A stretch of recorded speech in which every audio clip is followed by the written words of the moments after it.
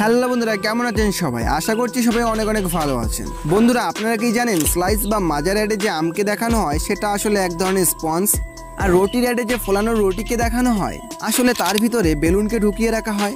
অজয় দেবগান বিমলের অ্যাডে যেটা খায় আসলে সেটা মিল্ক পাউডার।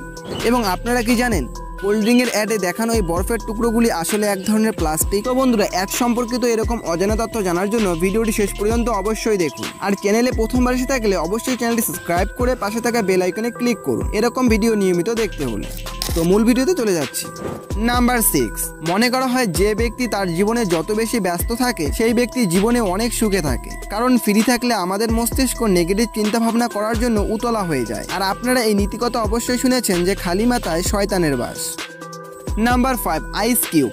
আপনারা কোল্ড ড্রিঙ্কসের অ্যাডে এই বরফের টুকরোগুলি অবশ্যই দেখে থাকবেন, কিন্তু এখানে যে বরফের টুকরোগুলি ব্যবহার করা হয় সেগুলি আসলে বরফের টুকরোই নয়, এগুলি প্লাস্টিক দিয়ে তৈরি হয়ে থাকে। কেননা একটি অ্যাড তৈরি করতে অনেকটা সময়ের দরকার হয়, আর এই কারণে বরফ গলে যায়, তাই এখানে প্লাস্টিকের টুকরো ব্যবহার করা হয়। প্লাস্টিকের টুকরোগুলি সাধারণ বরফের থেকে অনেকটা অ্যাট্রাকটিভও হয়ে থাকে, যা দেখতে অরিজিনালের মতো লাগে।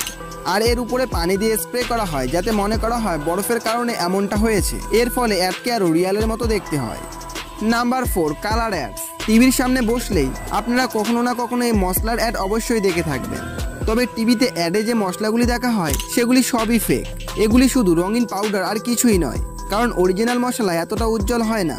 আর অ্যাডে যে রান্নাটা করা হয় সেটাও এই কালার দিয়েই করা হয়, যাতে রান্না হওয়া সবজিগুলি দেখতে অনেকটা অ্যাট্রাকটিভ হয়। আর অ্যাডে যে অ্যাক্টরদের দেখানো তারা আসলে রান্না হওয়া সবজিগুলি খাওয়া শুধু অভিনয় করে, কারণ এগুলি খাওয়ার উপযুক্তই থাকে না।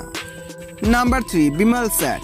আপনারা টিভি বা মোবাইলে তো বিমলের অ্যাড অবশ্যই দেখেছেন। আসলে এখানে বিমলের অ্যাডে প্যাকেটে কোনো বিমলই থাকে না।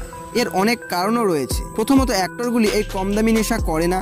দ্বিতীয়ত, বিমল ভর্তি প্যাকেট দিয়ে অ্যাড করাটা সম্ভব নয়। আর অ্যাডে দেখানো প্যাকেটগুলি সাধারণ প্যাকেটের থেকে আকারে একটু বড় হয়ে থাকে এবং বাতাস ভর্তি হয়ে থাকে।